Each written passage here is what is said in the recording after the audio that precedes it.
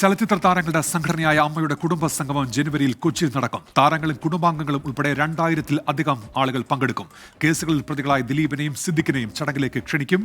അശ്വിൻ പാലാഴിയുണ്ട് കൊച്ചിയിൽ നിന്ന്. അശ്വിൻ, ഇത് അമ്മയുടെ തിരിച്ചുവരവാണ്. അശ്വിൻ, ഒരു പുതിയ തുടക്കം എന്ന് തന്നെ പറയാം ഉന്മേഷ്. കാരണം ഈ ഹേമ കമ്മിറ്റി റിപ്പോർട്ടിലെ വിവാദങ്ങൾക്ക് പിന്നാലെ പിളർപ്പിലേക്കടക്കം നീങ്ങിയ സംഘടന വീണ്ടും ഒരു വലിയ പരിപാടിയിലേക്ക് കടക്കുന്നത് ആദ്യമാണ്.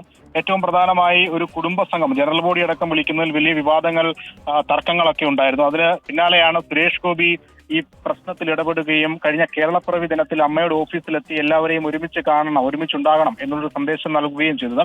അന്നൊരു അനൗദ്യോഗിക മീറ്റിംഗ് ഇതുമായി ബന്ധപ്പെട്ട് നടക്കുകയും ചെയ്തിരുന്നു. ആ മീറ്റിംഗിലാണ് എല്ലാവരെയും ഉൾക്കൊള്ളിച്ചുകൊണ്ടൊരു കുടുംബയോഗം, കുടുംബ സംഗമം എന്നുള്ളൊരു തീരുമാനത്തിലേക്ക് താരസംഘടന കടന്നത്. ആ തീരുമാനപ്രകാരമാണ് ജനുവരി ആദ്യവാരം ഒരു വലിയ പരിപാടി തന്നെ കൊച്ചിയിൽ സംഘടിപ്പിക്കുന്നത്. ഏറ്റവും പ്രധാനമായി താരങ്ങളും കുടുംബാംഗങ്ങളും വിവാദ കേസുമായി ബന്ധപ്പെട്ട ആളുകളടക്കം ഈ പരിപാടിയിൽ പങ്കെടുക്കുമെന്നുള്ളതാണ് ഉന്മേഷ് ഏറ്റവും പ്രധാനപ്പെട്ട വിവരം. ശരി, അശ്വിൻ പാലാഴിയാണ് കൊച്ചിയിൽ നിന്ന് വിവരങ്ങൾ നൽകിയത്.